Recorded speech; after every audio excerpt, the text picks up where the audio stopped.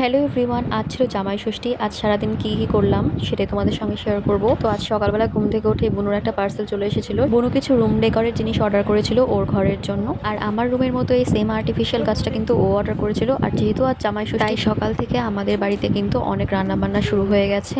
আজ আমাদের বাড়িতে দিদি জামাইবাবুরা এসেছে সকাল থেকেই, তাই বাড়িতে এক অন্যরকমের উৎসবের পরিবেশ। মা, কাকি, জেঠি, পিসি সবাই আজ সকাল থেকে নানা রকমের রান্না বান্না নিয়ে ব্যস্ত। সবাই মিলে গল্প, আড্ডা, হাসি, মজা আর অবশ্যই জমিয়ে খাওয়া দাওয়া চলছে। তো এখানে দেখো যেই সব রিচুয়ালস ছিল সমস্ত কিছু কমপ্লিট করে নিয়েছে। এটা ছিল সকালের খাবার। সকালে ছিল পুরি, সুজি, মিষ্টি, দই, ফল, এসবই। এই ধরনের ছোট ছোট পারিবারিক মুহূর্তগুলোই আসলে সবচেয়ে সুন্দর স্মৃতি হয়ে থাকে। তাই ভাবলাম আজকের এই সুন্দর দিনটা তোমাদের সাথেও শেয়ার করি। আশা করি তোমাদেরও ব্লগটা ভালো লাগবে। তো যাই হোক, খাওয়া দাওয়া কমপ্লিট করে নিয়ে একটু ছাদে গিয়েছিলাম দিদিদের কয়েকটা ছবি তুলে দেওয়ার জন্য। এরপর রুমে এসে আমিও দুটো পুরি খেয়ে নিয়েছি, আর বাইরে বেরিয়ে দেখি যে অনেকটাই রান্না কমপ্লিট হয়ে গিয়েছে প্রায়। এরপর আমি স্নান দান করে চলে আসলাম, আর এসে দেখি যে রান্নাবান্না সব কমপ্লিট হয়ে গেছে। আর আমরা ঘরে কিছুক্ষণ গল্প করছিলাম সবাই মিলে।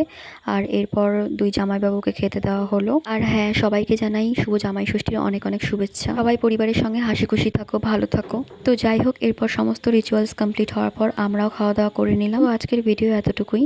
ভালো লাগলে একটা লাইক করে দিও। দেখা হচ্ছে অন্য আরেকটি ব্লগে। বাই।